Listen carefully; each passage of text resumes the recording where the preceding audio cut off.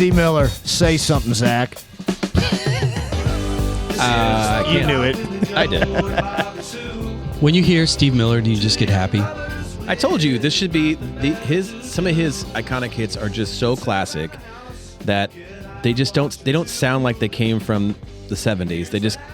They sound now. Here we go. Ready? I love that. Will El Paso. Nice. I like the little clap. Oh, it's the clap. It's got everything going on, right? We're back. Another episode. I put a little teaser post out on socials today. The day of the recording. Here we go. There we go. It just makes you feel. Keep singing, Jared, and now keep the YouTube police off our back. Put a little teaser post out today saying, hey, tonight we're recording Double D, and then it blew up. Apparently people know this guy, like this guy. Well, you guys, it's always been frustrating for me and a little jealousy-inducing because you knew a lot of the guests that we've had before from being around, going to Steamers games and going to SLU games and things like that. I didn't have that. I had a poster of Pele on my wall, and I had Daryl Doran cards. Well, so why have you not reached out to your poster boy? Well, because he's dead. I know. It's fine. I get it. I understand what you're saying. Rest in peace. Yeah. So I'm just this one. I mean, I'm excited for all the guests because once I learn more about them and their contribution to the overall, scope of soccer here, it's been great. But for me, Daryl Doran is like, he's the guy for me. So I've been looking forward to this for a really long time, and I'm really excited that we get to. Oh, I guess I spoiled it, didn't I? Well, I think a bunch of listeners also. Well, the listeners can read their I know. dashboards. We don't usually use the name, and I screwed it up. If this is your guy, I would bet that the majority of our listeners, it's going to be special for them. Well, I can tell you, this is a lot of our listeners' guy. Yes. Too. When I tell other people, some of the folks we've met in the past, they're like, "Oh, I'm sure he was really cool." But when I mentioned this guest, I was like, "Holy crap, really?" So yeah, it's a big deal. I feel like a big deal. Well, it's been fun. You go back. I want to give a quick recap of the last episode. Because we're kind of purposely all over the board. For those of you that have been listening, and really, this is for those of you that are new to Soccer Dad Pod. We really try to compartmentalize this, right? We really have minimum of three silos, if not a fourth. But one would be the Jeff Camerons, the Beasleys, the Pat Noonans. I mean, these guys are Mount Rushmore of soccer, period, let alone St. Louis soccer, Al Trost, etc. And then we have a lot of people that we just highly respect that had tremendous careers that are really in our backyard. And it builds our kind of legitimacy within the soccer landscape. Is portfolio the right word? Yes. That's a good word. Yeah. And then the third pile is really kind of like somebody sent me an email. It was really long. It was like a kind of a review analysis of the show. And they're like, but the one thing I like about your show is you guys are just dads. If you want to be soccer guys, there's plenty of soccer guy podcasts out there. But you guys are kind of cool dads, right? And I thought about that for a little. Kids might differ. Yeah, no kidding. Another thing that we are is we're husbands. And you know what? I got a new shirt. It says Trophy Husband. Oh, my God. What do you think? Did you buy it for yourself? I don't think Kelly bought that for you. Which gas station out in Wright City did you buy that from? Did your dad buy that for you? No, I didn't buy it. I just saw somebody wearing it, and I was like, I need that shirt. What'd you offer him? It was a tank top. If I put that on, all the girls would go running. Did you trade him anything? No. I just said that guy's pretty slickster. Last episode, we had Don Williams from SRUSA.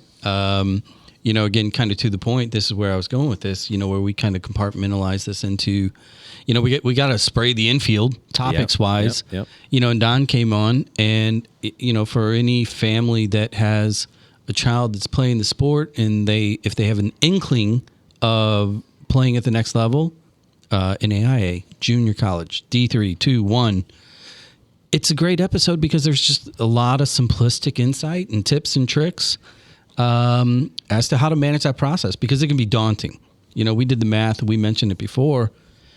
On the boys' side alone, there's over 12,000 spots if you do the math on every collegiate team, you know, across the country in all those divisions. Yep. Which seems like a really big number, but it's really not compared to the total number of high school players there are, right? Because I think that number is 850,000. It's bigger than the one for college, yeah. Yeah, much bigger. But, you know, a lot of info in that episode about, you know, here, just do this. Take 5 minutes, do X, and it will help you get to Y and Z. So and I think you talked about the buckets. Yep. I just wrote a couple things down. We've got 3 main buckets, and we can dispute the titles for these. But the way I look at it is we have the historic bucket, the Altros of the world, the Dave Langs of the world. NASL. I mean, is there a podcast in the world that's had more NASL people than us I don't at think this so. point?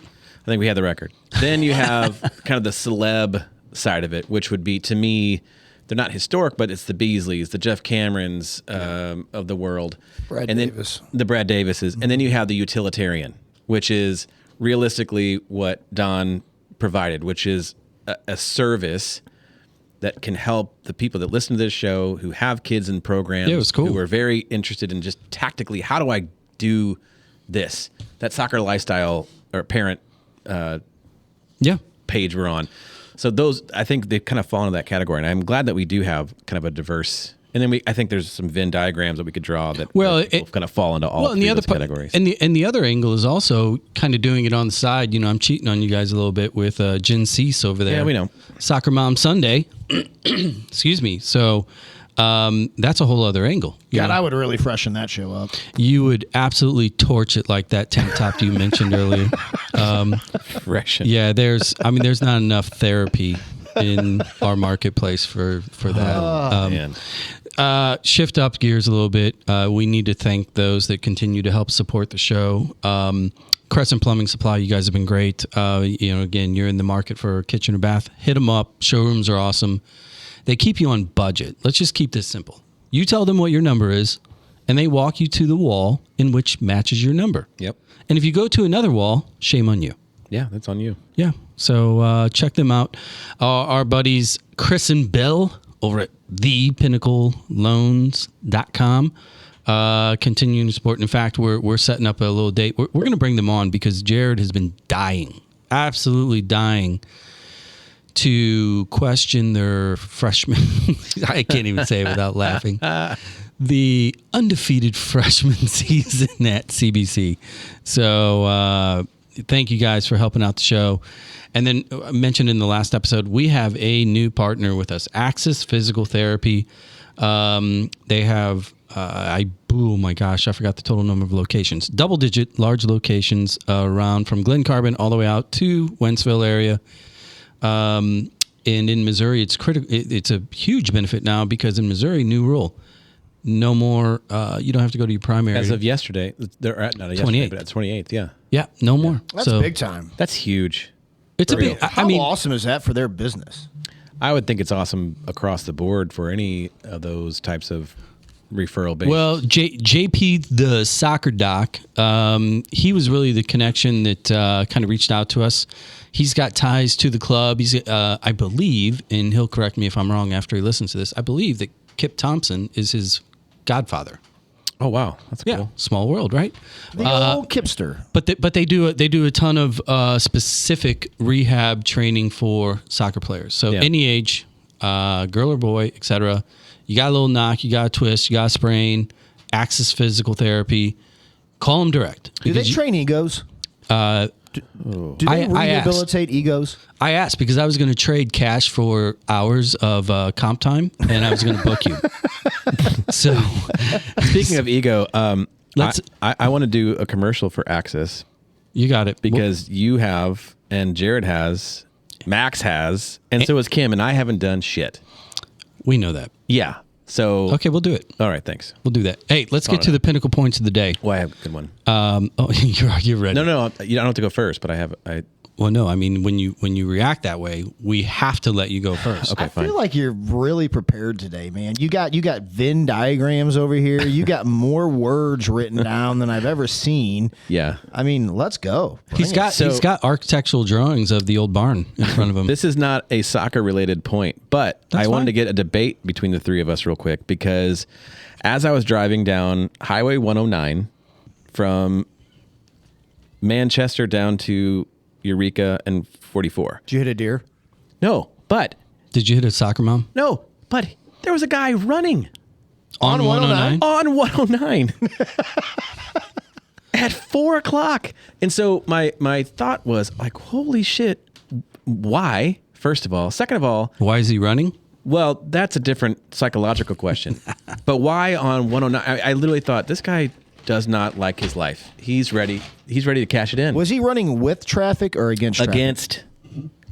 So he can I'm driving- dodge out of the 55-mile-an-hour 2-lane road? Sure. Yeah, because that works well. So my question is for the debate is runners and cyclists on main roads like that. I'm going to throw it out there like that. I'm not going to put out.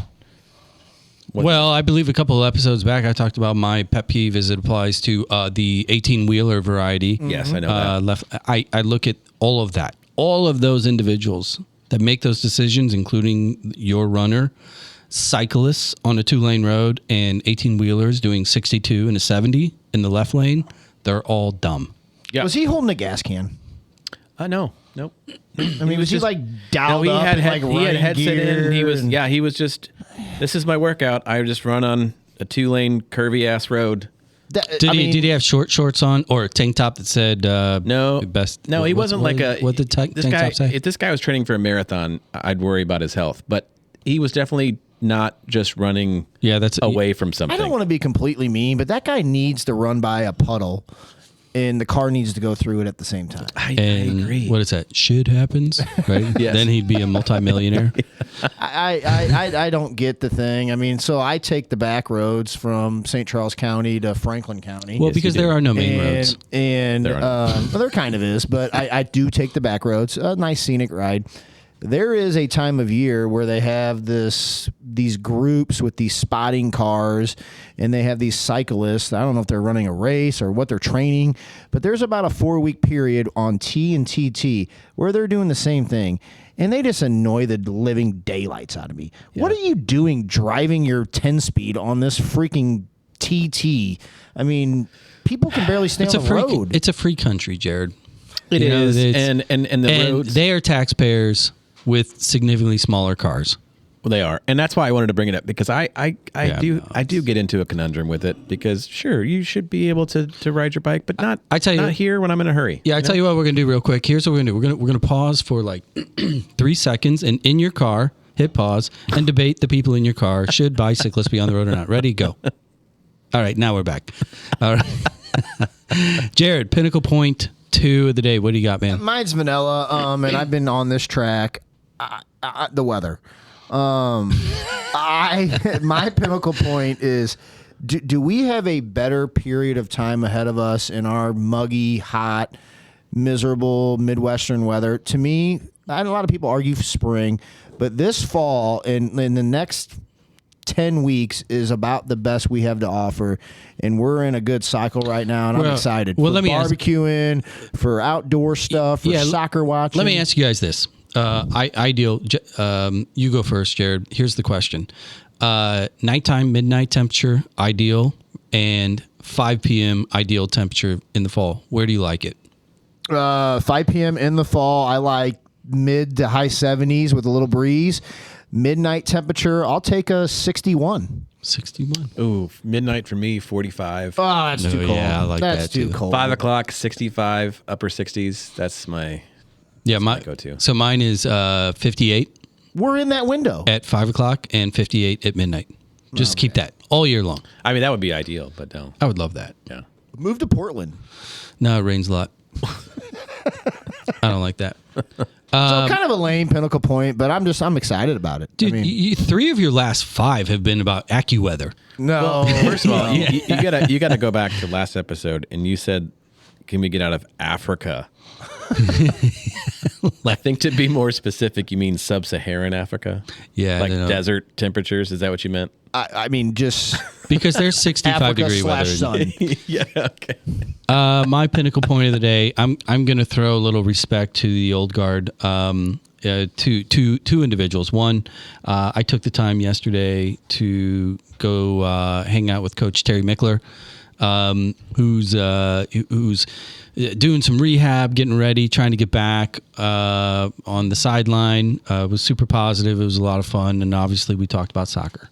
Imagine that. And the second part of this is I brought him a notebook, and the notebook was given to me back in March as a gift, and it was, the label on the notebook, because Terry takes notes. Yep. Was Gene Baker, Granite City High School. Oh, wow. And Coach Baker just passed away last Saturday. The two of them absolute icons, and with Coach passing away, he's one of the last of the true OGs. 9 state titles, countless collegiate players, coaches, etc. He impacted thousands of players' lives.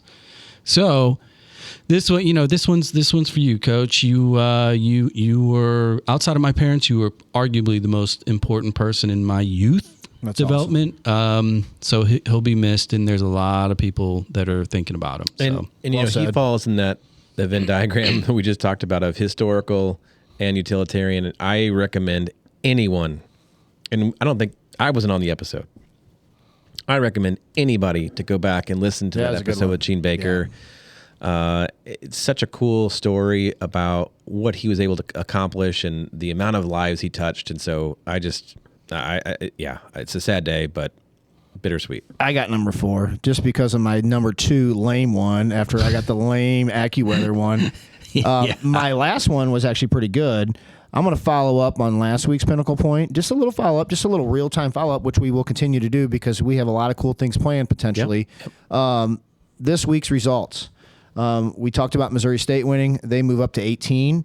Akron blows somebody out. They are in the top 10. SLU moves up. They win. Well, Akron just beat Vermont, too, who was 6. So these guys that we've talked to and talked with, there's a common denominator. Yeah, so college soccer season is going to be exciting, and I hope we have some exciting news for our listeners moving forward. But keep an eye out on these local programs and the games and the score lines and just the rankings, which are fun in general. A lot of fun. And if you're bored, come out to Soccer Park on Tuesdays, and you'll get to see some great women's soccer. Yep, true. Webster University, they're playing Mineral Area College, the Cardinal, tonight. Here at Soccer Park Field 1. So I have a closing before we take a quick break here. I have a pinnacle point of the day, number 5. We're just going to keep adding here. We're going to have to build them for more. We're going to what? Build them for more points. Yeah, we could do that. Yeah. Pinnacle point number 5 is on Twitter under Soccer Dad Pod. We regularly, we being me, take quite a few pot shots at Kansas City, their supporters, really. Anybody in that zip code is free game at this point. In the 816. And there's heavy women and bad barbecue. There's there's some serious kind of let's just call it what it is, hatred coming our way, dismissing our pod, dismissing St. Louis, etc. Help us out. Click, follow, send a share, because as these numbers grow, I take screenshots and I literally put it in their face every time. Taking shots at our podcast? Oh yeah, no, anything St. Louis. They're like, losers, nerds, etc. So they don't like you, dude. They don't know me. I'm about to name drop everybody here. So give us a follow, give us a share. We'd appreciate it. Thank you, Pinnacle. Thank you, Crescent. Thank you, Access PT. We're going to take a break, refill with Modelo's for our friend out west, and we'll be right back with our guest. See ya. She asked me to dance. I asked her her name, and in a dark brown voice she said hello. Yo, Jared here. Remember the pool pandemic of 2021? I was infected. I needed my own oversized oasis in Wentzville. I needed a simple solution to pay for it. So I reached out to my favorite undefeated CBC freshman standouts, Bill and Chris at The Pinnacle Loans. Long story short, I have my pool. It's a flipping hammer. The loan process with those guys was so simple. Even I did it. Now, every time I get in my pool to drink ice cold beer, I can thank the team over at thepinnacleloans.com. That's thepinnacleloans.com. 20-0 as freshmen? Really? Crescent Plumbing Supply helps save marriages. Really, as families grow, kitchen and bath needs change rapidly. Designing and choosing the right fixtures takes way more skill than just scrolling Pinterest. Staying on budget and avoiding those foreign language order sheets, that's not easy. Lucky for you, the local team at Crescent Plumbing Supply, they are experts. They can help you ditch the baby's tub for a teenage shower and upsize that kitchen sink for all those tumblers, rosé glasses, and sports water bottles. So, when you're ready for that kitchen or bath makeover, go to crescentsupply.com. That's crescentsupply.com. It's cheaper than a therapist.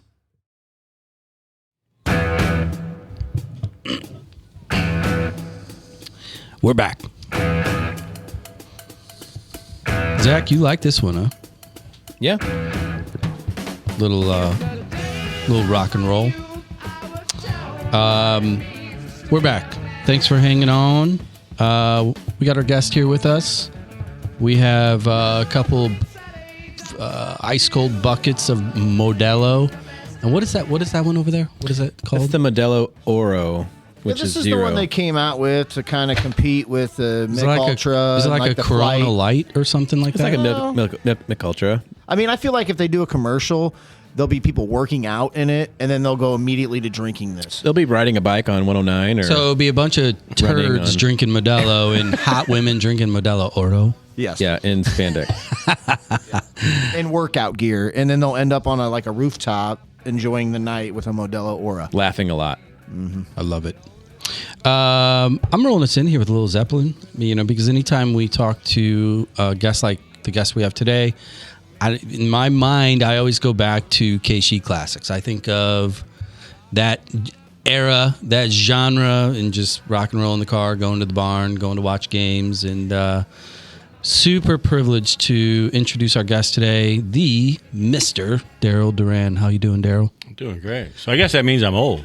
Basically saying. Well, I mean, I can remember going. I wasn't playing, It's but just a number. I remember going and not playing and doing the same thing you're saying. I used to park and walk up and hear the crowd Friday nights. You retired last year, didn't you?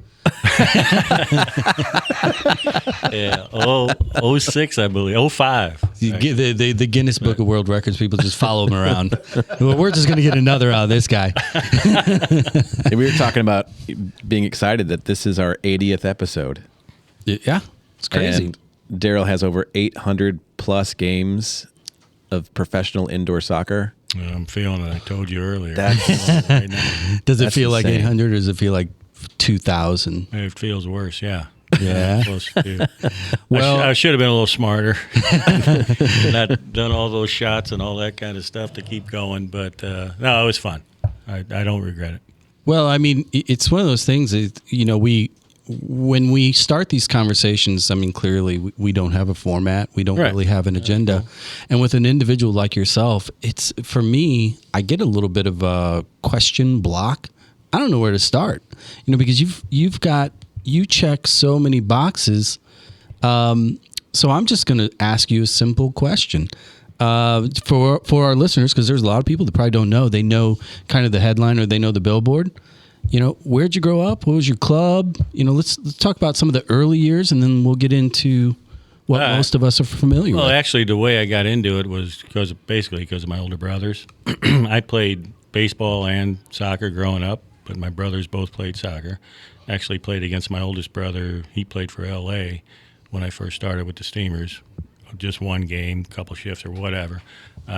But, just like the old time, there's a lot of old soccer players here that started playing in the background, backyard, get the neighborhood kids, blah, blah, blah. And I started playing with my oldest brothers, which kind of helped me. First, they wouldn't let me play because I was too little. Where'd you grow up? South County, and we had a big side yard, so it was perfect. And I have an older brother, Don and Dan. They're 9 and 6 years, 3 years older than me. So I used to play against older people, and when they let me play. And then, that kind of helped me in the beginning, got me into it. And I also played baseball. My dad actually played baseball for the farm club for St. Louis Cardinals, so he was pushing me in that direction. I was all right in both, but I ended up obviously going to soccer. And back then, there wasn't so many select teams. Right. I was in 5th grade, and I think there was like 6 teams at that point. What age? What age did you go soccer specific? It's important 5th grade. So 5th grade. whatever that is. What is that? 13? I don't even know anymore. About 10. 10, yeah. 11, which is probably about the right age, but Petch probably knows more about that than me. But so I quit that and just went soccer year-round, but we didn't play all 12 months. There was an all-star team or something we did in the summer, and we just kind of continued. I played with South County, well, actually Santos in the very beginning. And there was Spanish Society was another big one. Pili Menendez coached Santos. I played with Mike Menendez, the son, went to CBC with me. But, so we were good, but I had to leave my parish team to go play there. Right. And, back in 5th grade, it's kind of stupid, they didn't like that I left to go to a select team. Your parish didn't like it? Parish didn't like it. So Where have we heard these types of arguments? Isn't that these crazy? days? Huh. So I used to get in fights at recess all the time with these guys. You know what I mean? It was crazy. And me and another friend of mine left, and so we used to every time recess back then, like there wasn't any teachers around, so we'd play rugby or something, and then they'd start fighting, and we'd have to fight. It was crazy. Soccer/rugby/ Right, hurling. It was fun, actually. It was a good Dumpsters time. were the goal. It was blacktop, and then the other side was a concrete wall. Yeah, Right. kids today, they just don't compete, do they? It's not like that, right? So anyway, long story short is both my brothers and my dad actually went to CBC. And so my one brother, Dan, is 3 years older than me. My brother, Don, is 9, like I said. And Dan is senior in high school. And Terry Mickler started coaching there. Yep. And they used to play hot sock all the time in the gym. So 7th, 8th grade, I used to go up with them in the off season at CBC. And Terry saw me play, blah, blah, blah. So, he liked me. So Terry was licking his chops. Yeah. Oh yeah, Terry did. He probably still has that notebook that he jotted down. Daryl Doran, yes, Yeah, he's a great guy and a great coach, and I owe a lot to him.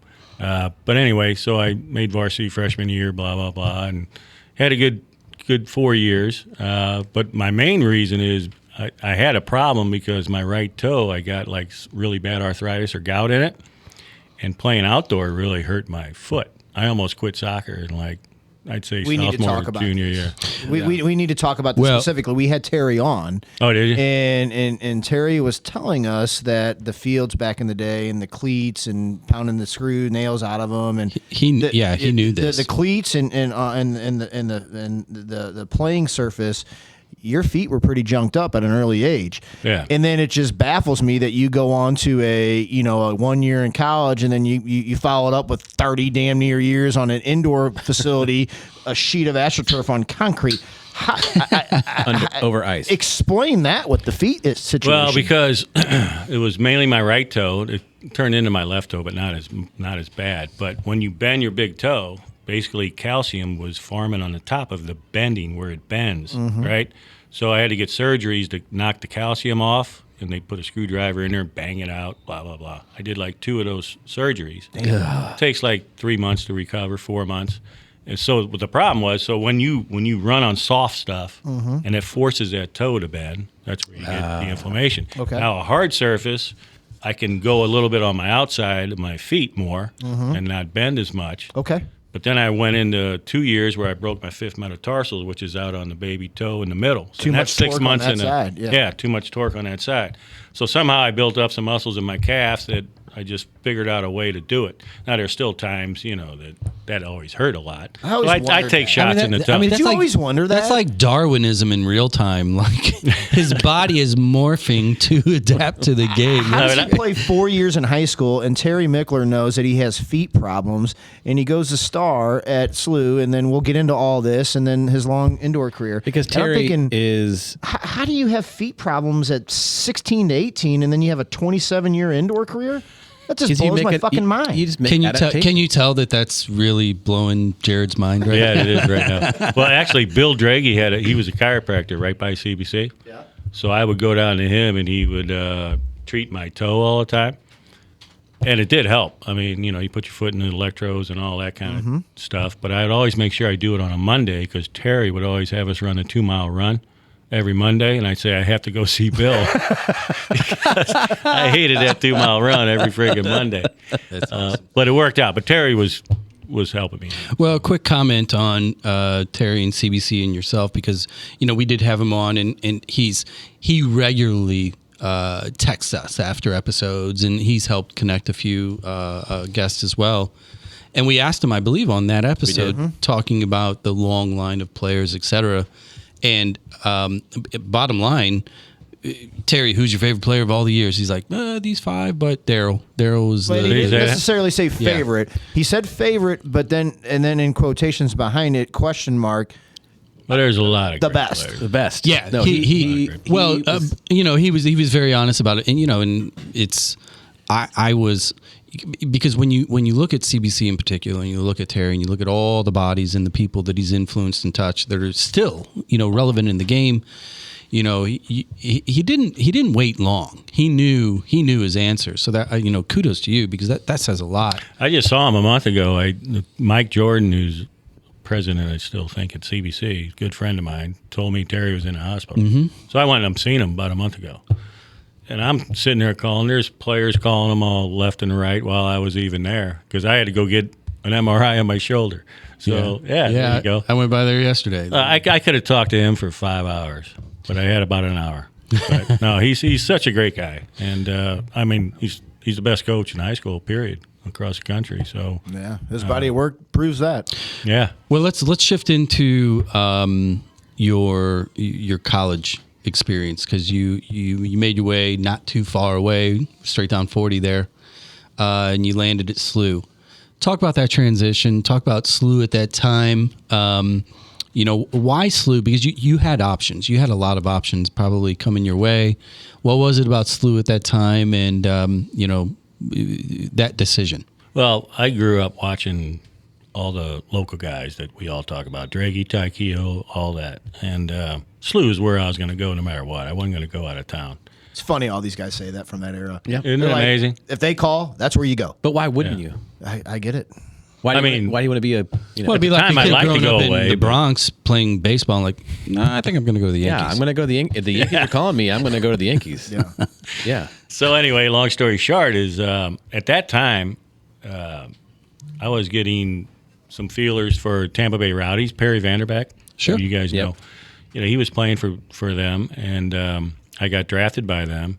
So I went out and seen him, and I wanted to go pro. I mean, I came down, like I said earlier, man.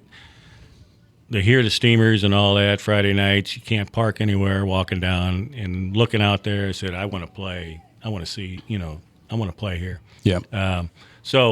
And at that point, the outdoor was the NASL. Didn't really like the MISL. Right. So I go out to Tampa, and they were going to offer me a minimum wage thing, which isn't bad. I think back then, it was $2,500.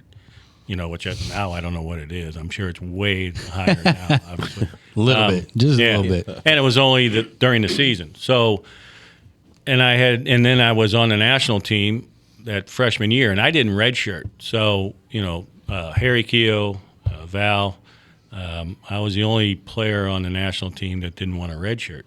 So I only played 6 games for my freshman year. Right. So I played like 3. Then I left for like a month to go to the CONCACAF in Australia. Came back and played 3 more. We lost in the playoffs. And we had a great team, too. It kind of was a tough decision for me to make. My brother Dan was a senior, but he wasn't playing that much. I was obviously playing, and they had Johnny Hayes, Bill McCune. You know what I mean? We had Fredrickson. Great team. Well, one of my own 62040 brethren, he was on that team, and he talked about playing with you because you guys were getting into skills challenges. David Fernandez. Oh, yeah. And he was like, man, Daryl was just, he was an ace. David could juggle a ball on his head forever. He was like Miguel Delima. I mean, it was crazy.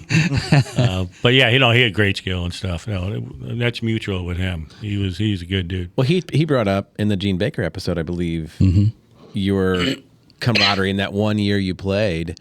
Dave Fernandez was asked a similar question to Terry, and it was Gene Baker and Dave Fernandez, and rest in peace for Gene Baker. But JB'd asked the same kind of question about the best player, and it came up again that it was Daryl Doran. And you heard that I at least 3 or 4 times from different guests across different spectrums cool. that have brought you up in that pantheon of great players. Yeah, and if you would listen to our show, you would hear that. I'm going to Google your other ones. I'm going to listen to them, I promise.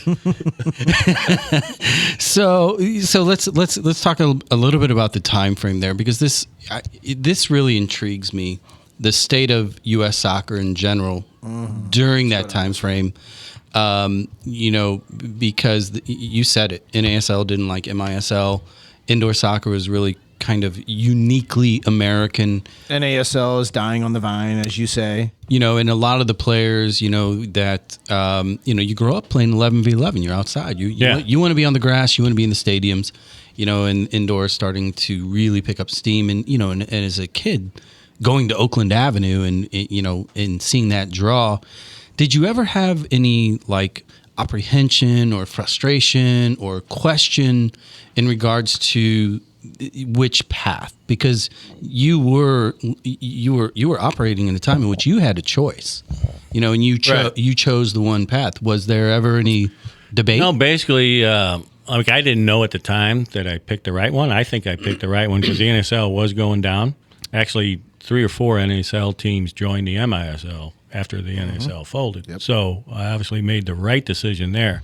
I think they were going the wrong direction with a lot of the foreign players and the American players and all that kind of stuff. And obviously attendance. Pele obviously did a lot for it. Did your feet have anything to do with it? Well, yeah. I mean, I think the main reason I went indoor was, number one, I'd rather stay at home. And then the indoor, believe it or not, the hard floor. I mean, I don't know if I could have lasted outdoor. You know what I mean? Yeah. Because of the forces and all that. So that was a big question. So, and plus I played because St. Louis had so many, Just for Kicks started opening up way before, a couple years before all that. So I used to play indoor a lot more, because that was a thing to do. Yep. When in the winter hit. Yep. So I played a lot. So I almost had not a little bit of advantage, but I mean, I just liked to play. So I went and played at all the indoor places. It is a fun game to play. Yeah, it's quicker. You don't freeze your butt off in the sun in the winter, and like we played in 4 or 5 inches, and now it gets 100 degrees. I got to quit. Yeah, it's what's going on around here? I don't get it. To me, it's just interesting for the greats of our game. From even before you, and then somewhat after you, have kind of in that time frame. Have given you the highest of high compliments of saying that you were maybe one of the strongest, if not the strongest player that they've ever played with. And because of the state of our game at the time, not having that marquee outdoor venue for you to go in and your feet and your issue aside on that end of things, it would have been interesting to see how far you could have went in our domestic outdoor game if in fact it was the bright lights like it is now.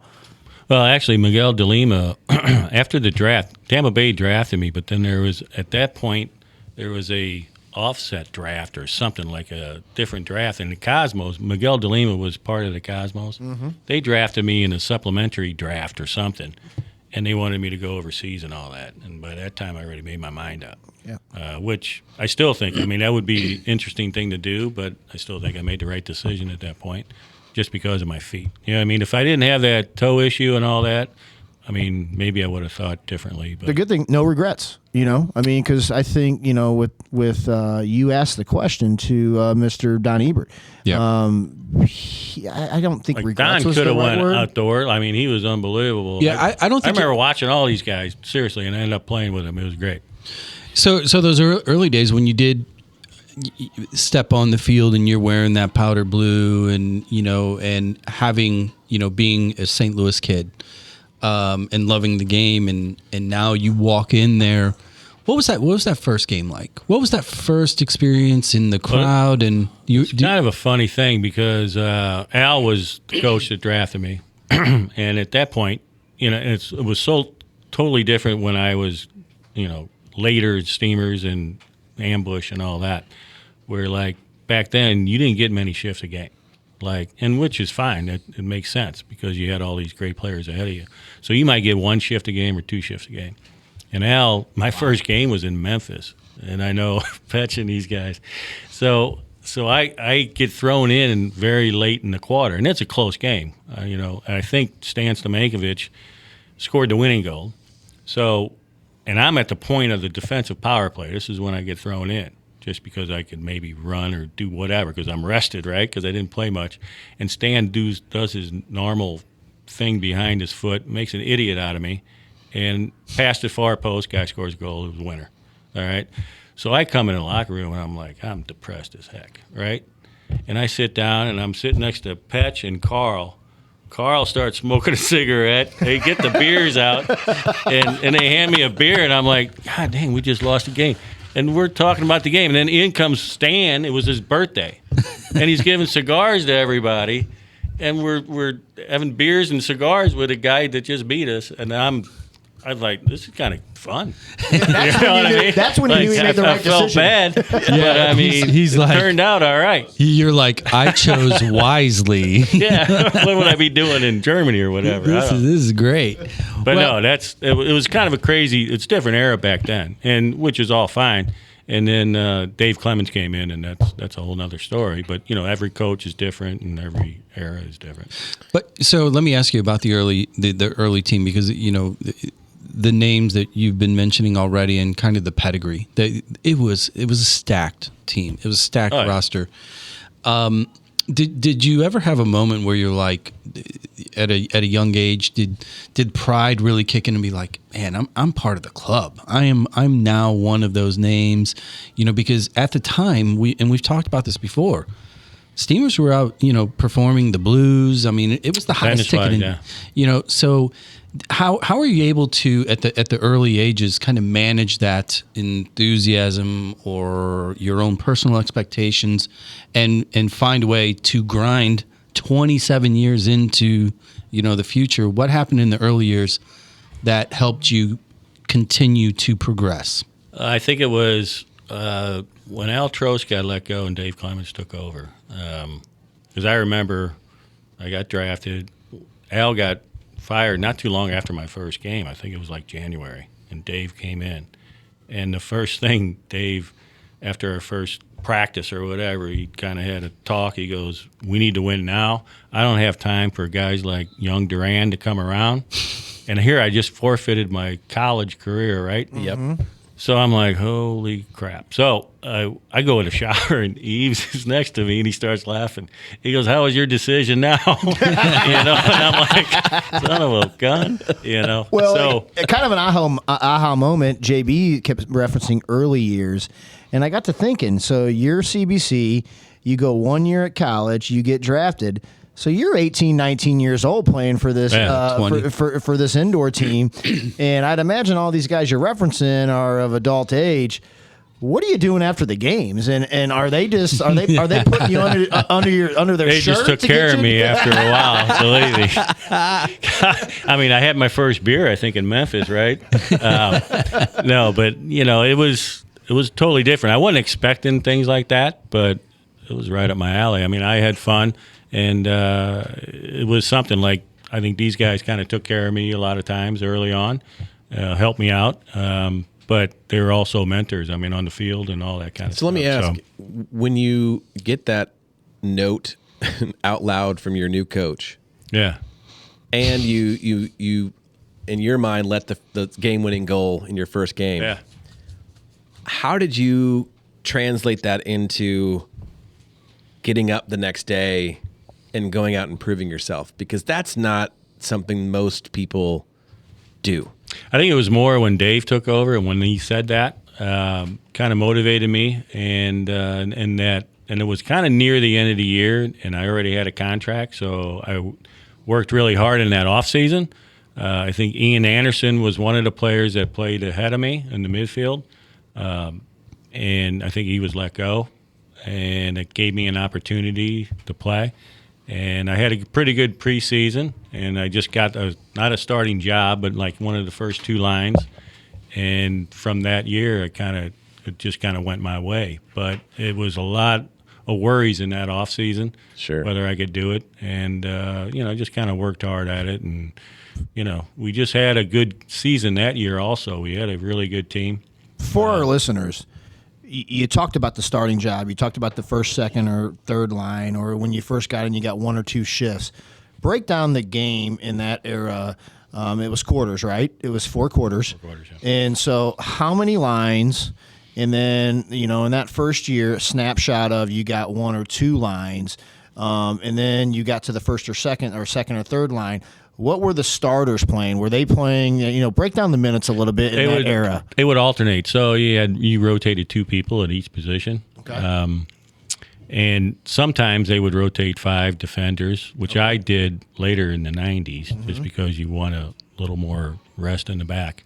But it was 2, and then if they felt they needed a breather, they'd throw in a third line, maybe once a quarter. Then there's power play, so you have a top power play line. So then other guys kills, would, like some guys would play both power plays or whatever, so they might need a rest. So as it kind of went, you should get maybe 2, 3, maybe 4 shifts, a half maybe, as it was going on. Dave I think he was a little bit different. He just wanted 2, and you'd have to sit on the bench and couldn't get up. You know what I mean? It was kind of crazy. A little bit, it's getting into the rhythm too of the game, yeah, right? I mean, it was you can't let guys sit for 10 minutes, and then throw them out there and run around for a minute straight, full speed. So you're not going to catch up. So I think as they figured it out, you want to throw people in there like every other shift, give somebody a rest, and the players that need a rest sometimes. Okay. So let me ask you Reading this. game. Early on, because we've been lucky enough to have a lot of these players on the show. You as really the puppy, and you're clearly earning your keep. You just mentioned you had the contract. You're coming out of that off season. You're prepared. Were there other players on those squads that just stand out to you as far as like a North Star, or that just impressed you as a player or helped you in your own development? Who was kind of that co-pilot that helped you in those early years advance? You talking about on the steamers or anywhere? Either place, really, anywhere. Well, I just look at the steamers. Number one, I liked how Ebert took the ball off the boards. I learned a lot. I always used to watch players and what they did best.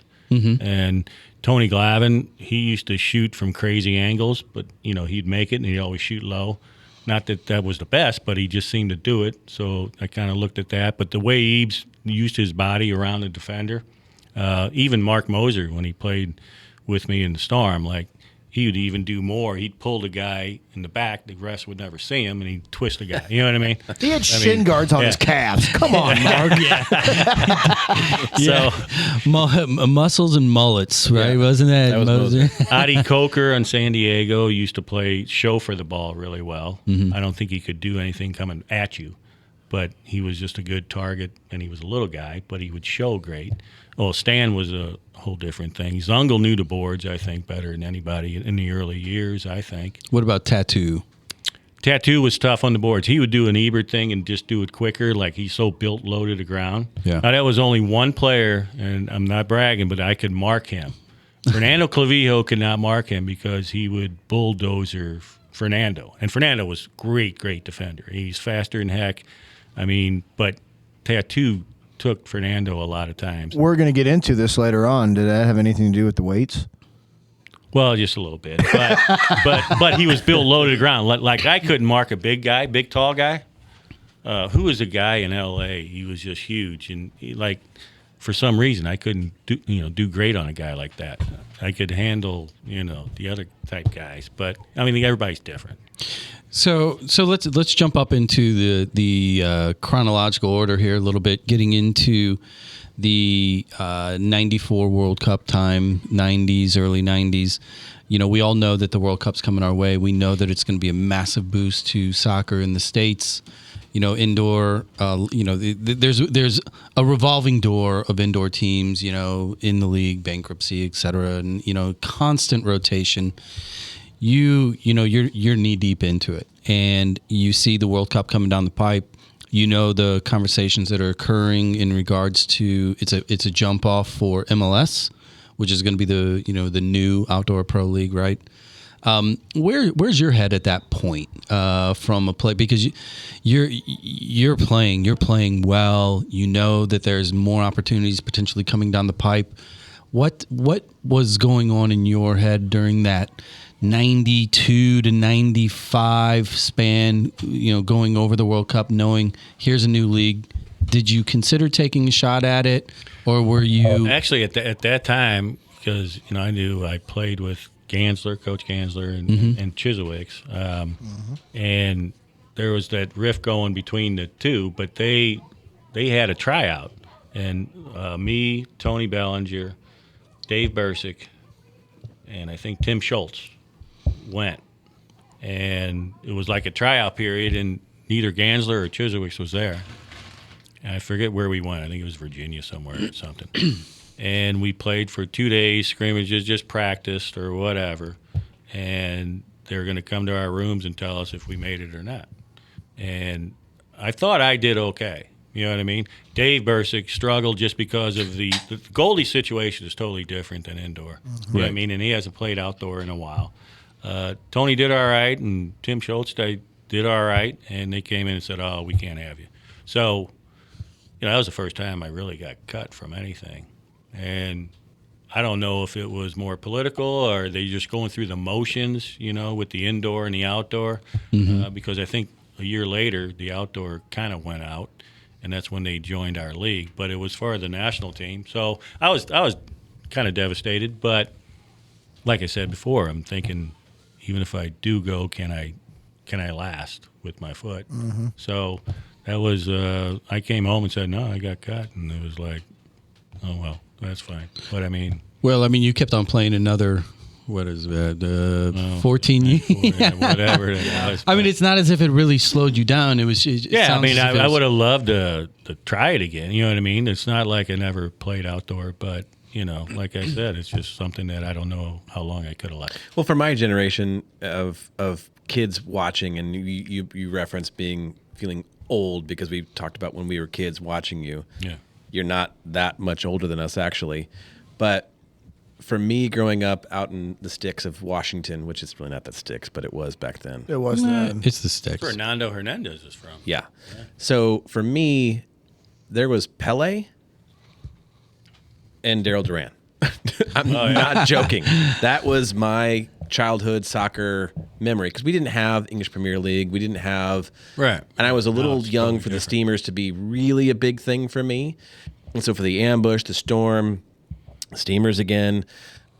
So thinking about those times and then putting it in a retrospective lens, did you think you'd get to that point to where in the 1982 season when you start off, you let the one goal go through and all that fun stuff with your coach, did you think, yeah, I'm going to keep doing this and I'm going to become kind of a superstar within St. Louis soccer? Or was it just, I'm just going to keep plugging along and see how this thing works out? Well, I was worried about the next year after that. You know what I mean? So that's when that one-off season helped me. Once I got going there and I kind of thought I'd be a regular, then I just wanted to win a championship. And we got to the championship. Well, we lost in Wichita, and I think in 82, 83, or 83, 84. The Wings, was that the rivalry? Were the Wings the rivalry for a while? Yeah. Or the Arrows or the... Wings and Arrows. Well, Arrows was before me. Petch knows all about that. and I watched those games when they were here. And I think Jungle kind of beat Slobo on that one, which was always the last second. But yeah, it was the Arrows, and then I thought it was the Wings more when I started. it was Cleveland more with the ambush. That was our rival in KC. Yep. But yeah, then we lost in '83, '84. We lost to Baltimore in the final. We won the first game and lost friggin' 4 in a row. That was one that I think we could have maybe won, but it wasn't. And then I think after that we lost, or we didn't make the last 2 years. But that's a whole different story. Well, I know we're going to get to '95 at some point because that's a big year. After the break. But we have priorities. We do. This is Our bucket is empty. Sounds empty. I'm starting to wonder about that. Break. No, I'm starting to worry. No. We're going to go across to the grocery store and get a shopping cart full of beer. I'll go get we it. are way more pro than that, Daryl. We're going to take a quick break here. We're having a little conversation with the Daryl Doran. We'll be right back. We're going to get some refills and more soccer on the flip side.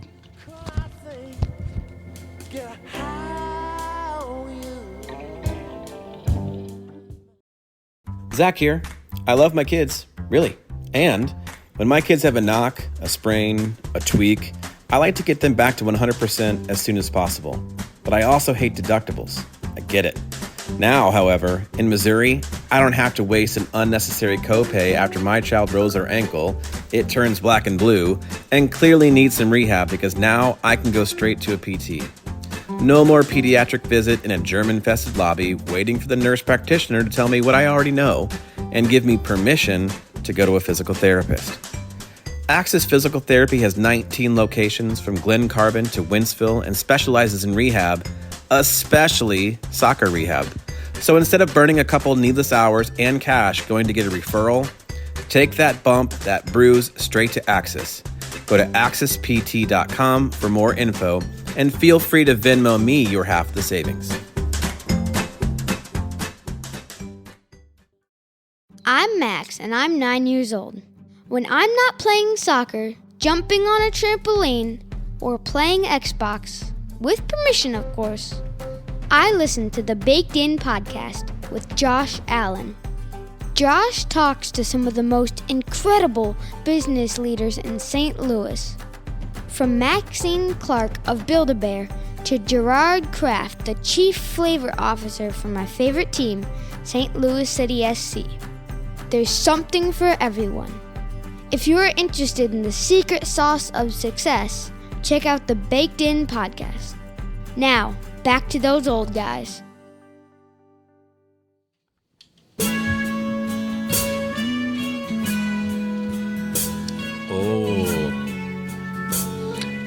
I forgot about this as my other pinnacle point.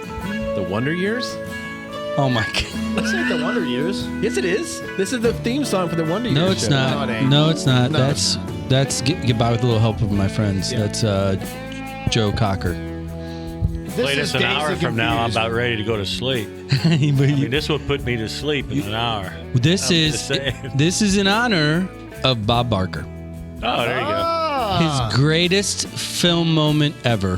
Happy Billy Gilmore. Madison. you Happy go. Gilmore. You know, he got married in St. Louis, and he's a huge St. Louis Cardinals fan, or was a St. Louis Cardinals fan. He went to Drury University. How about Hey, that? really? Springfield. I didn't know that. Bob Barker did? Yep. Price is wrong, bitch. You can get the closest to 100 without going over. 99. Bob Barker. All right, we are back. Got some fresh Modelo's opened up here. How you guys doing? Having fun yet? This has been great. Daryl, you having Yeah, fun? I'm having fun. You down with Nice. this? Yeah, that's cool. Yeah. You gonna start listening from now on? Yeah. I go back and listen to Ebert and all that. I want to see what he has to say. Yeah. Double check him. Yeah. Listen Fact to check. Moser. You were the coach, so you have Oh, yeah. I don't know about Moses. to. You need to listen to that. I got a Fact check monitor. his. Uh-oh. Well, why don't we do that? Why don't we jump into let's jump into some of the crossover duties, because obviously we've been talking about your playing career, but it's a pretty well known fact within our circles in the soccer community here. You spent a lot of those years as player coach. Just out of the gate, coming from an environment where you had coaches, like from a youth standpoint, with Terry Mickler, and then moving up through your so who's your coach at SLU, by the way? Harry. Okay, Harry so you had Harry, Yeah. and then early in the Steamers, you got guys like Al Trost, et cetera. McBride, Yeah. all these guys. And then you make that transition where the opportunity presents itself. The organization, I'm assuming, there's a conversation that has to be had in order to even broach that subject. How did that play out? And did you have interest in coaching as a player, prior to them talking to you? And, what did that look like? Well, when my late 20s, I just thought I was kind of starting to learn the game. And you got to realize in MISL throughout the whole years, they're not like a normal league. They kind of change rules as they go. So when I was playing with the Ambush and I ended up being the head coach, I had Gary Heel on the team prior, and he's an older guy that played with Tacoma Stars. And I said, man, now all of a sudden I'm head coach, and he goes, hey, just do what you want to do, and people will have to do it. Just, I think you got it, blah, blah, blah, blah, blah. So, I had to do some, because I knew the team at the time, and a lot of players were Tim Walters, things like this, and I had to cut them. And, and I never cut anybody in my life. Right. And not to mention he's a great friend of mine. Right. So, and then I had to have tryouts. I had to do all that and cut people. I had like foreign players that Abe brought in, blah, blah, blah, that, had families and all this. And, I'd just say, hey, you're not going to make it. And they're crying. You know what I mean? It's just like a whole different story at me. It was very hectic in the very beginning. But bottom line is, I knew a lot of the players. We were friends, obviously, number one. But then I had to be the head guy, and and they kind of listened to me, blah blah blah, and helped me out a lot. I go through with, Maurer, Reiniger, Moser, guys that I've been playing with for a while, and what do you think of this player on the side, and see what they think, and they would just help me out throughout my early years, and it was great. So it was a big change, and then in dealing with Abe Hawatma, I just went to dinner with Abe last week. He's such a great guy. Showed me his new house, his Shrine of the Ambush, and and I go back with him and I really didn't say this, but when I left the Ambush, part of the reason was every summer we didn't win the championship, or every year, in the summer I'd be wondering if I'm got a job or not, right? So even after we won it, then we obviously didn't win it since then, and we lost in the semifinals and the finals and all that, and I just kind of thought it was time to switch, and there was a whole other story there. But the Ambush to me was great, but what they would do every year is change rules, right? We used to do set pieces and all this, switch people whenever in the right spot. The next year, you couldn't change. You know what I mean? After we won it. I got a question specifically about the rule changes. So in that championship season, when you guys are away in Game 4, you guys sweep. Everybody knows the story. You're down 11-2 at half. How much of the rule changes when in that era when there was 2-pointers and 3-pointers? Do you come back in that game without 2-pointers and 3-pointers? No, and this is no knock to Bill Cowie. Bill Cowie was one of the best goalies, backup goalies ever, and I didn't play him in the beginning. I played Bill over Jamie for that game, and I think we scored a goal late in the first half. It was 11-2, and and Abe and I were talking do we want to win it at home? Blah blah blah. Hell no, we want to win it right now, Abe. And at halftime, I was so mad, and Abe was mad. I said, "We're gonna try and win it right now." So I switched Swanner and all that, and Billy, and it would just happen. Swanner had a great arm, blah blah blah. He's a great goalie, and Moser hit a 3-pointer right off the bat, in the second half. We got a chip in third a chair. Quarter. Yeah, and then Hundelt hit another 3-pointer from out wide. You know what I mean, way out. And then we scored one, so we were right in it, and we were right there. So, and it just so happened there was a lot of luck involved. But I was just talking to Abe at dinner, and we're like, because when we came home that Tuesday or Monday, whatever it was, we were going to play Wednesday, if we lost at home. 3 guys got sick, not because of alcohol, but they got the flu. Maurer was out, Hundell was out, and another player was out. I don't know if it was Moser or somebody else. We could have not have won. Wait. Moser was one of the 3? I think so. Then it definitely was alcohol. It was trash can and beer. It was ice bath trash can. I'm just trying to be nice. No, I'm just kidding. No, but also what I read recently was that Wednesday was also the home opener of the Cardinals. Oh, yeah. And if you guys would have lost and had to play at home, you'd have been competing against home opener of the Cardinals. Probably happened too well. And that's a big deal back then. Oh, yeah. So it's interesting how it all kind of falls together. Falls in line. And so, win when you can. Or, you got even no so, matter what. okay, so Abe's like, let's bring it home, win in front of our fans, and then he's just referencing the sickness. Yeah. I didn't know there was a such thing as the flu before COVID. Well, Almost about the same, isn't it? yeah, I mean, there's no flu west of, what is that, TT? Yeah. Wherever the hell you're at. Right. So my question, I want to ask one more question about the player-coach role. Yeah. Did you, obviously you had assistants that probably, had larger roles than maybe a typical assistant, given the fact that there's minutes in which you're on the field. What was the relationship though between the players? Because usually there's a locker room and there's a coach, but you are both the locker room and the coach. Right. How did you manage that chemistry? It was tough on me because number one, when you playing and you make mistakes, it's kind of tough to when somebody else makes a mistake, give them crap, right? Right. So that was one thing that I had to kind of monitor. And at one point, I know Timmy Walters came to me and says, you're playing because I was on the power play, defensive power play, and every other shift. And I had a deal with Chris Kenny because back then you could, change as quick as you can, right? As long as you don't get caught. And if it's late, as long as you don't get caught, you got to use the doors. Yep. And I would take an offense thing, come off the first door. Chris would run defensively, and he was one of the best defenders. Just shut down people.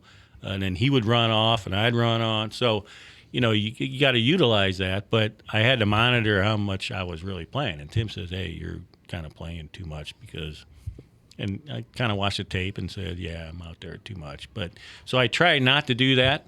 I don't think a lot of players gave me a lot of trouble. Maybe they should have at certain times. Did you tell Timmy to stop getting penalties so you didn't have to play on the penalty kill the whole time? Yeah. Well, that's why I got rid of his ass. No. But, that was something that I had to deal with. And I kind of learned early on. I didn't want to. So I'd take myself out of a lot of stuff, but I'd also stay after practice and do a lot of stuff just as, because I was older. Yeah, right? well, especially later in my years. I just try and do more shooting with Brett Phillips at that time and with the old Steamers or whatever, then 2004 or whatever. But it was just something I had to try and deal with. I tried to monitor as much as I could. And as I got older, I kind of figured it out too. Well, let me ask you, you just kind of alluded to it, kind of that post-game preparation or additional training, practice, et cetera, to stay sharp.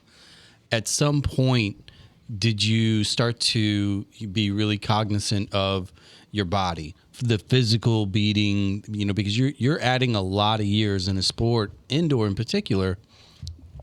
That's fast. It's high pace. There's a lot of hitting. There's a lot of exertion. What did you do, physically to be able to maintain the longevity? Was there a protocol outside of what you were doing with the team? Were you really diligent with yoga or whatever to stay physically relevant? Well, I started lifting at a pretty early age, and now not all soccer players like to lift, and they don't need to. I mean, a lot of European players and all that don't lift. As Petches over there shaking his head, hell no. So I never forced my players. I never forced my players to lift. But I had a friend of mine that owned a gym, and he let all our players come, and like Steve Kuhn, Scotty McDonald, all these guys. Actually, after we won the championship, I'm in there with Charlie Wallace, who owned the gym. Here comes Scotty and Steve Kuntz. just lifting. We just won the championship. We were over, and it was part of their habit. So I used to always lift there. They used to always lift. Chris Kenny always lifts. I mean, that guy was nuts. We called him the Rock for a reason. Yeah. So, I never pushed it on players because I think every player is different, and it's nothing that I force anybody to do. Yeah. But I think that was a big part of my career. And the other part of my career, I mean, just because at the very late when I ended up retiring, What was that, last week? Yeah. So About 2 weeks ago? So I broke all my toes other than my big toes, right? geez. So sometimes I used to have to get shots in that toe. Yeah. You know what I mean? Yeah. To numb it for the game. And then I had my ACL done in '94, the year we won it. So I was out early, Detroit. I had an ACL. I came back in February, but my father passed away then, and we ended up winning it. So that was pretty cool. I wish he would have been there. Yeah, that is cool. But so after that, my left ACL, they took it from my patella, was stronger than my right knee for the whole rest of my career, except when I hurt my MCL on that same leg. And it was the last year, 07, or 05, 06, basically. With the illusion?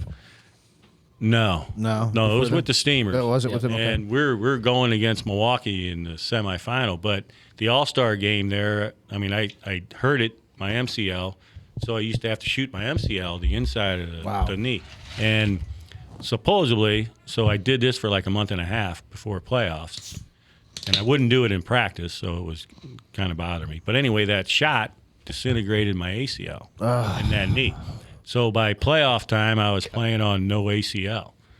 And the ACL helps you stop. Yeah, it does a lot of things. It keeps that knee in place. So- It's kind of important. Yeah. So at the end of the year, I'm like, I'm done. I mean, I'm not going to go through the surgery. I'm Or 40, the rehab. I was 42. The rehab was more that I was like, I don't need to do that. Yeah, I'm not going to play anymore. So I just kind of retired. Talk about this. JB will get into post soccer and your business out there in Wing Haven. All the financials in there. My question is this, because it's completely business related. So kind of the funny joke that we got is soccer players lifting and whatnot. And you started lifting from an early age to the point where you're lifting a lot of weight. You're bench pressing upwards of almost 400 pounds, which is really unheard of, especially then and maybe even now in soccer per se. The science from the 80s to where you're at now that you probably personally apply to your business with the low reps, explosion, plyometrics. Can you talk a little bit about, I think specifically your longevity in the game, you did something right. So, just reading about you, knowing you, because growing up in the city, playing the same sport, I think you attribute a lot of your success and your longevity to weight training. What are you doing now with the youth athlete, the teams that come in, specifically on the soccer side? Are you doing heavy weights? Are you trying to lift for strength, or are you trying to do more explosion, plyometric type, where the science is going? Yeah, it depends on the age. I do a lot of the, I'd say 9 to 17, 16, The younger ones, you just stay lightweight. You don't go heavyweight. I do a lot of plyometric work. I do a lot of light dumbbell work, upper and lower. I do a lot of speed and agility. And we do a lot of shooting and dribbling. But in my gym, it's only 6,500 square feet, basically. So I'm limited on what I can do. But I think weight training, everybody's weight training now. It's not like when I was 10 years old, 11 years old. Yeah. And you got to stay lightweight. You don't go heavy weight when they're young.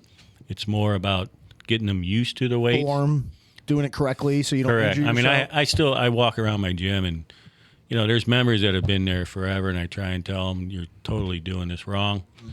And I go, oh, okay, hey, great, thanks. And the next day they're doing it the exact same way. Hard question. You living your life, having your career, doing what you're probably the most educated person in this room on that side of the business and the science.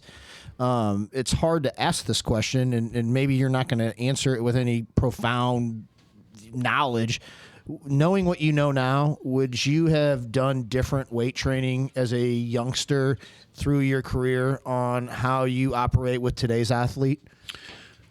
For me, Yep. probably not, but I didn't expect to go to 42. My issue is why I'm in my state right now is because I have that idiot thing. I want to lift a lot of weight, and I bench press a lot, blah, blah, blah.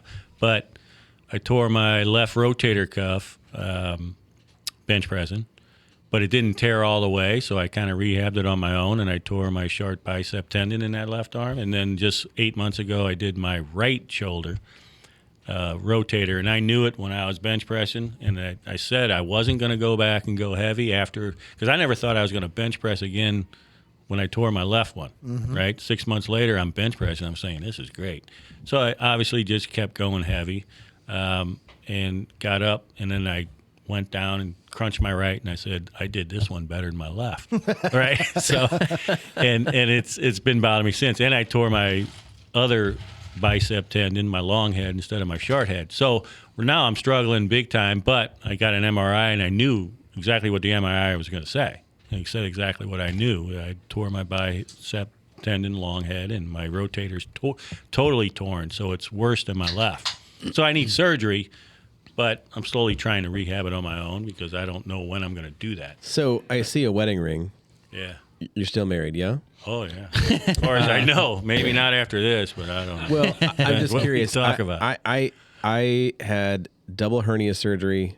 I've had a couple different shoulder repair because of soccer. Yeah. You are still doing what you're doing and tearing both rotator cuffs. How much does your wife give you shit Oh, about my God. that? It's crazy. Well, I did 2 hernias, too, while I played. There you go. And I had another thing going. Do you I don't get even- sympathy from her, or is it more just kinda like, no, you're still dumb. there's no okay. way. You're still dumb. All right, this yeah, makes I'm sense. still dumb. And she just likes giving me crap. Yeah, good. Okay. Hey, well, let's shift away from the ER hour here. Let's talk about something that's a lot less stressful on your body, and that is your opinion on the bright new shiny soccer toy in town, City SC. Obviously, you're following it. You've been to games. Just out of the gate, what's your impression of the team, of the org, of the stadium? Talk about your experience so far here in the inaugural season and what you're seeing on the field as well as the facility itself.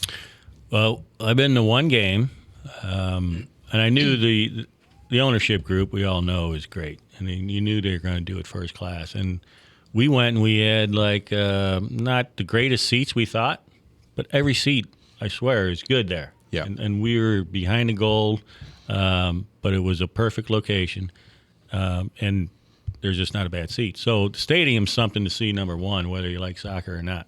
And they're winning. So I don't care who's on the field. If they're winning, St. Louis is going to be there, and everybody's going to be there. Right. Yeah, well said. I just think, I don't know all the players because I don't read up and do all that. I wish when we went there, like we used to have things that, I guess it's different indoor, but I mean, just backgrounds of the players are figured Don out. Draghi said the same thing. Yeah. I guess now you can freaking, go online and stuff, but Yep. I'm just not one to do all that. So I didn't know all the players. I can pick out my players I like. I mean, I like a lot of them. Well, you mentioned in the break, what number did you like? Number 10. Number 10. Yeah, Leuven. he's really Yeah. good. What do you- I like Klaus, too. I mean, Klaus, I'd love to see that guy indoor. Holy cow. Oh, my God. He'd be a brute, wouldn't he? Well, talk about Leuven, though, because, I mean, you said him He specifically. does everything well. I mean, I watched the game against him, was at Austin, Texas, I think. And he did, every time he touched the ball, he was dangerous, whether he was in the offensive third or midfield. Nobody could take the ball from him. His passing, and then his shot, the one goal was The great. goal was first class. That was great. That outside of the foot curler into the yeah. net was wonderful. So being literally a legacy name here in the St. Louis soccer scene, history, etc., watching this team, knowing, we were talking about SLU earlier, and it was a no-brainer. This is where I'm going to go because that's where all my idols went. You played at CBC under Terry Mickler and all those, the successes that program's had. Everything that you've touched in the soccer marketplace and everything that you've followed, really we are a bright star in the national landscape when it comes to soccer historically.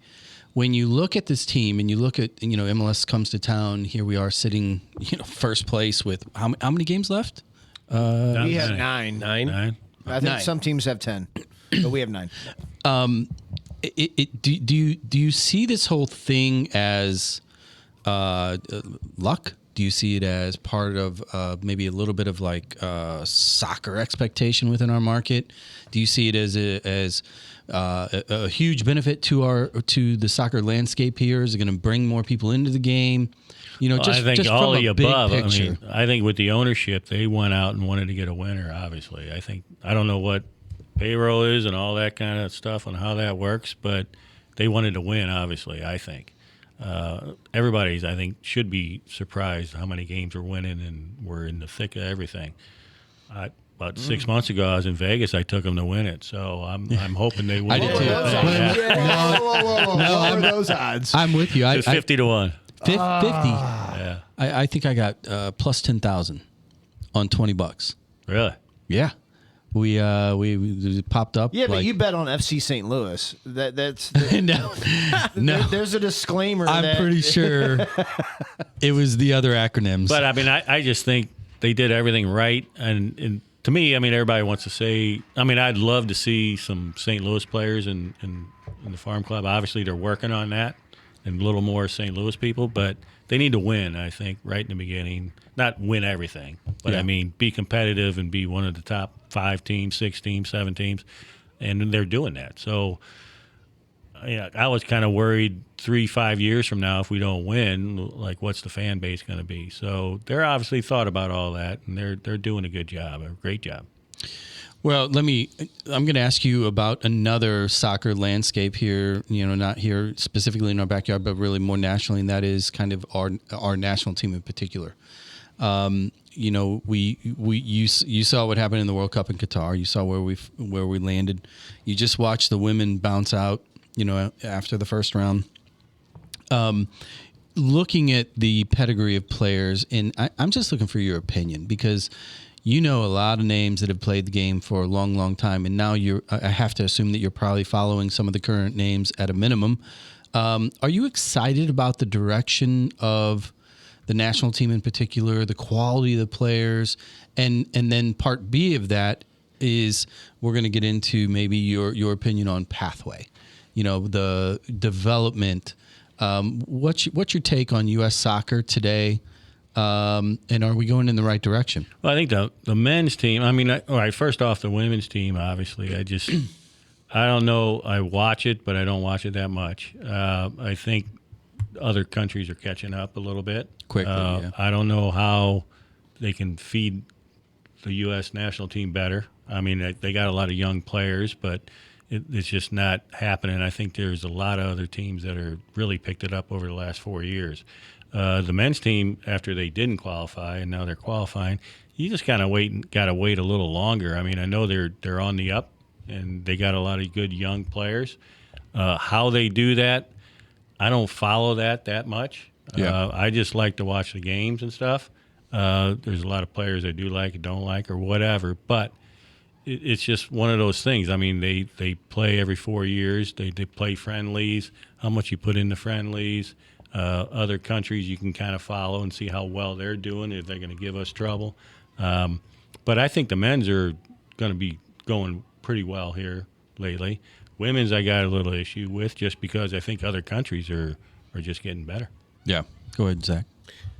No, I think that I like that analysis. I like your kind of take on it, which is I just enjoy the game. Yeah.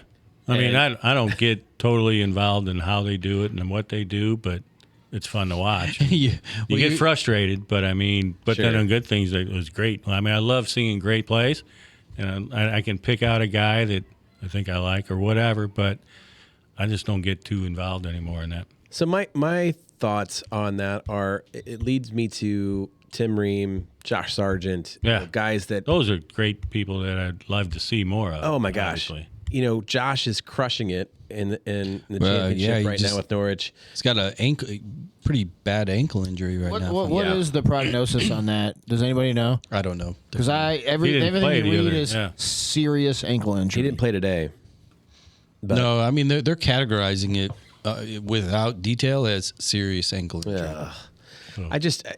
It's fun to watch. I mean, he was coming out of the gates doing really well this season. Tim is continuing to be, captaining Fulham and doing well. They won in PKs today versus Tottenham, but in the I don't even know what cup it was, but some sort of semifinals game. Well, it's a cup that Tottenham's not going to be playing in anymore. Exactly. So my question to you, Daryl, is it exciting to you to kind of see some of these players that grew up in this area go overseas and have success and then be able to come back and play for the national team? I mean, what does that do for Tim you? Ream, my nephew, played with him at Dominic, I think. Wow. So, I mean, that was pretty cool. That is cool. That's a great, I mean, when has that ever really happened here? Yeah. I mean, I mean, the more local players, and we'll just look at the MLS team here. Yep. Can we get some local players to go from high school, right, college to here? Are they going to be looking at that and having that happen? You know what I mean? That would be something great. So, Well, what are we up to? We've Miggy, Caden, And Tyson. So it's three. Johnny so they're- Klein. possible. And Johnny. Johnny yeah. Klein, And AJ. drafted. Yeah. I seen him play earlier Michael in the Creek, year. the goalies from Parkway. You can talk about him in that light. Yarrow's from Illinois. So we're talking different, 2-3 years for a lot of these players, which is fine. I mean, Yeah. build it up. I think they're. Well, that that actually struck a kind of a question because you remember your playing days. The star power that a Don Ebert or Carl Rose had. And even yourself. Within the St. Louis community and the fan base. How big of a star will the first potential St. Louis born, bred, trained player that lands on City? How big do you think That would be big. I mean, I hope they're negotiating with some of these guys. You know what I mean, to bring them back here. Yeah. MLS, whoever's in the MLS from St. Louis, get them back here or try to. You know what I mean? Well, don't they have Josh Sargent? Isn't They got the first rights of refusal. My analogy I always like to use, and the ship has sailed. But, I mean, what if Taylor's in his heydays, rookie a year, all-star MVP, leading the league in scoring? What happens if he's playing on market and he's from St. Louis? That's big time. I mean, that's when it's going to be, the top's going to blow off of it, I think. Yeah, well? I agree. I mean, it's one of those things that I think all of us that are from here, that obviously you've spent your whole life in the game. It's like you watch this team, excuse me, and we think about the what ifs, so early in the process, and we're year one, Yeah. and we are a legitimate threat to potentially run far into the playoffs. Right. But in your lifetime, because you've seen a lot of championships here in all of the St. Louis sports, how big would it be if we pull off year one MLS win the cup? Oh, I think, I don't know. You were talking about a parade downtown. I mean, Holy crap. look at the hooligans and all those. I mean, it's nonstop. I mean, I went to that one game and I was behind them. Oh, yeah. I couldn't hear nothing. Oh, you know what I mean? You were on the north end up there? Yeah, Nice. I was up there. And these guys never stop. I mean, it was. You are kind of in a unique position in that you are the only, up until right now, as far as I know, the 95 Ambush is the only professional soccer team in St. Louis to actually win a national title. Is that correct? Yeah, I think so. Yeah. Which is insane. Well, Petch just verified that is in fact true. Yeah, I was saying that so he could hear it. He told us that there's been one win with a particular finger. Yeah. But that to me is He did insane. that behind my back. He didn't did. He did. Well, he didn't direct it at you though. It was just at the gods, the soccer gods. But That's what I mean. We screwed up 83, 84 with Baltimore. But those are the kinds of things I think about because you have so much talent, so much history in this city for soccer, and yet the one championship really on the pro side is with you as the coach and player for the Ambush. what does it take realistically for a team at this stage of the game to really get through it? I mean, you had rock stars on those 83, 84 Steamers teams. You had amazing players all through. What is it that sets a championship team apart? Those guys, Tim Walters, those guys, what set them apart? Well, I think it was roles. I mean, it's not that we're great players. It's like we had a midfield that would, number one, cover me and Hundelt overlapping. That would come back at smart times because we want to get in the offense.